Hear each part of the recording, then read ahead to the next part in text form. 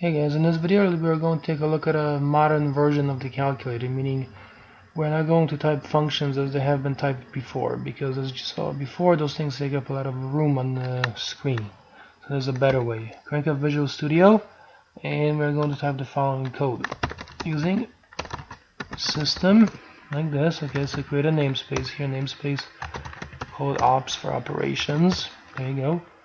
Create the class as before, that doesn't change, calculator, and then no constructor code again. What we are going to do is type the following. You're going to type func like this, okay, and now within this you're going to specify the parameters. So first of all, it's going to take a dynamic variable, then it will take another dynamic variable, and then it will output a dynamic variable. Okay, that's what that means. And so it's a function that takes two dynamics and produces another dynamic. Then you can give it the name add like this. Okay, and then you're going to put equals, and then you're going to put a plus b, and then you're going to map that over to the following operation. And think of the little arrow symbol there as mapping it over to an operation, which in our case will be defined this way. You're going to say, you're going to make use of the math class dot, and then you're going to say round. So math.round. Oh, here this should be a comma. I'm sorry, it's late. So math.round like this. Okay, like that, and then you're going to say a plus b here, comma, and 2. We'll close that with a semicolon. So what before took several lines, now takes one line. So func, okay, is what's known as, if you hover your mouse over it, as a delegate. We'll talk about that later in much more detail. For our purposes, it means we have a new, very compact way of writing functions. Dynamic first, dynamic second means two inputs of type dynamic. The third dynamic means is the type of the output from the function. A, B here are the parameters, those are the values passed in. And then this symbol here indicates that this is mapped to this operation, right? Is defined by this operation, which says add a and b, and then round to 2 decimal places. This is known as the lambda expression. Again, much more on that later. This is a preview, early preview. As you can see, it's far superior in terms of space, at least, right?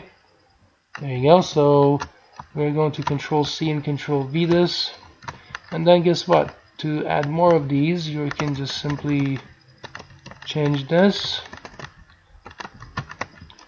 and just change the operation here to subtraction like that. Let's do the other ones now.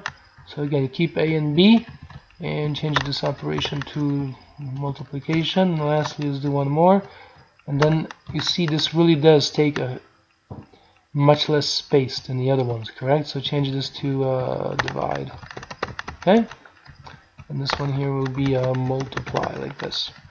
As you can see, this is the modern notation that Microsoft is using for functions. Huge space saver. Of course, logically under the surface, it's the same thing as the other one. Okay, it just looks different to the eye. Alright, so now how do you make use of this? It's the same thing as before. So you're going to say here class, use calc. Okay, so void main like that.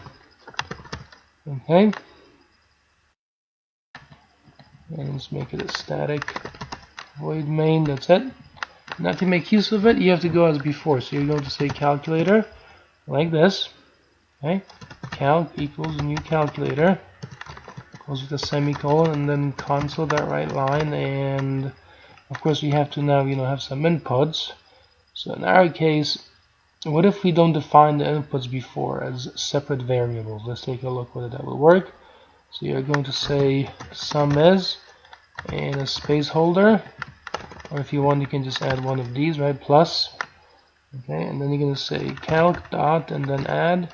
And notice here, it's not adding. Okay, it's not showing. So this is what you do. You come back here, and you change this. Okay, so type public like this.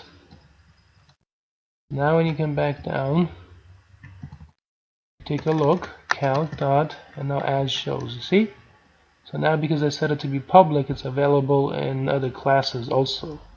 There you go, and now specify some values. There you go. Okay. And close that with a semicolon. Okay. So at this point, we should be able to run this code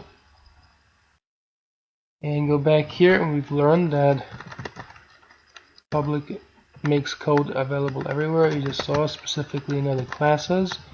If you don't, there's a default protection level that prevents that access, as you just saw. Okay, that's why it didn't show up in IntelliSense. There you go, so that's good. And now we can take this and then Control C and Control V down below, write a few times. Just change the keywords here to difference is, and then call subtract. There you go, call multiply. Product is, and then call multiply. Lastly, let's do one more, the last one, divide, and then ratio is, and then divide like that. Okay, so with this new notation, as you can see, we have saved a lot of space. The code looks more compact, much more modern, and much more clean, and I like this approach. Alright, so give it a build, debug, and start without debugging. There you go, it shows all of the same things as before. Okay, sum, difference, product, and ratio. Okay, there you go. And here, if you call this with the debugger, step into,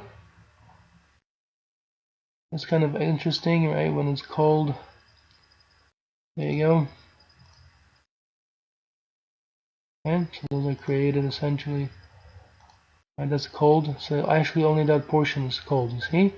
There you go. And then only that portion is cold, and then only that portion is cold, and then only that portion, you see? There you go. So it's a nice little setup, as you can see. I encourage you, I guess, to use this as much as you can. And that's it, so thanks very much, and I'll see you in another video.